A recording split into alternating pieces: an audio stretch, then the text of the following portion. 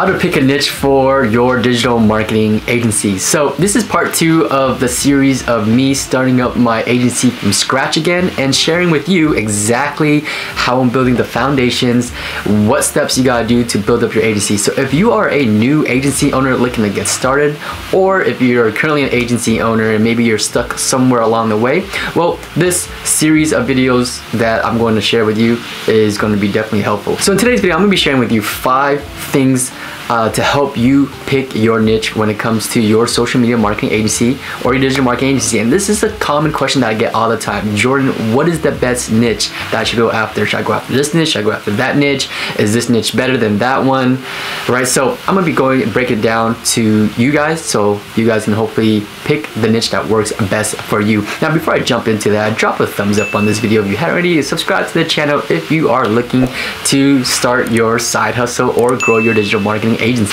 All right, so the first thing that you need to ask yourself when picking a niche is, do I have any past experience, whether it's with work, maybe you've had a business, with any type of industries? Okay, I think that's a really great way to start because you want to have some type of familiarity with that industry, that niche. When you go out and talk to business owners, you can connect with them on a deeper level. You know exactly how they speak, what their lingo is, what they want, what their pain points are.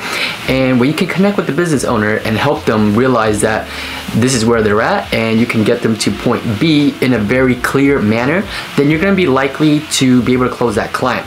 Now, if you come to some potential business owner and you don't really know what their lingo is, you don't really know how they speak, you don't know what their pain points and their real desires are, then chances are you're just going to come off as another marketer to them and they're probably not going to close with you. I've had many students reach out to me, saying that, hey, I've had past work experience in this field, I've had a past business. For example, one of my students, Kai, he had a landscaping business, and I told him, hey, forget about going after these other niches that you have no idea about and you don't really know. Just start with what you know, right? You already own a landscaping business, so just go out there, talk to, and you already have a connection of landscapers in your area anyways, right? Start there, okay? Start where you can get the ball rolling the fastest, okay? That's key. The key is to get things going the fastest so that way you can just get it going and see if it works or it doesn't, right? So Kai went out and he actually landed his first client with, it was like a buddy of his, it was within his connection who is also a landscaper.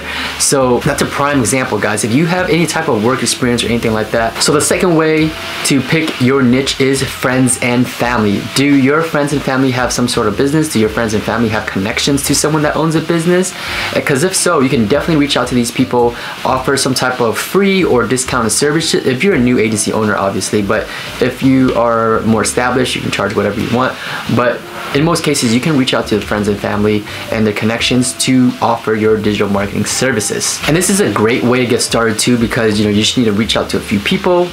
You're putting yourself out there. People are going to refer people to you if they ever come by someone that needs digital marketing services or whatever it is that you offer, they can refer it to you. I had a buddy, or a student I should say, Steve, who took his mother to a dentist because she needed to get her implants done or something like that, and he noticed that she could use some marketing services, get some more leads coming in.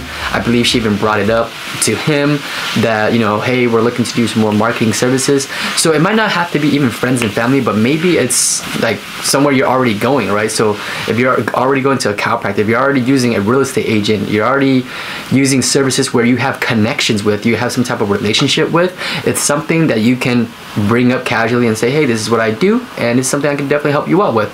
And most of the time, business owners are going to give you the opportunity because you already have that relationship with them, okay? It doesn't have to be, you guys don't have to be buddies or best friends or anything like that, but since there's already some type of connection there, you're going to be likely to be able to land that client. Even if it's a discount service or whatever, you're going to get more experience from it, and if assuming that you get them good results, you're going to be able to charge your full retainer fee. Now, the third way that you can pick your niche is maybe choosing something that you're interested in, right? Maybe it's a passion, a hobby, something that you know about, right? So it could be anything. So when I went to school, I learned about kinesiology. My plan was to become a physical therapist, and I had somewhat of an interest in that. I took the classes and I was into, you know, sports, rehab, and all that good stuff.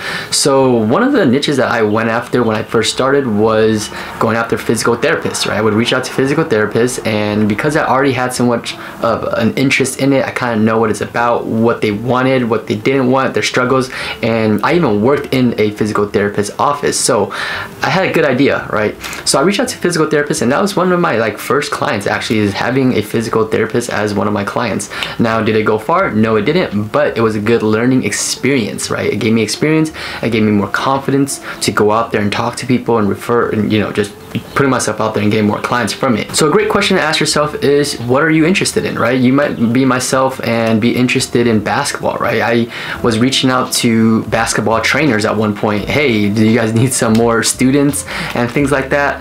I didn't land any clients from it, but it is still something that you can get started with and just reach out to people. And the fourth way to help you pick your niche is joining Facebook groups with like-minded agency owners to see what they have results with, right? What are other agency owners doing, right? So for example, I have my own Facebook group. We have over 2,000 members now, I believe, maybe a little bit more at the time of recording this video.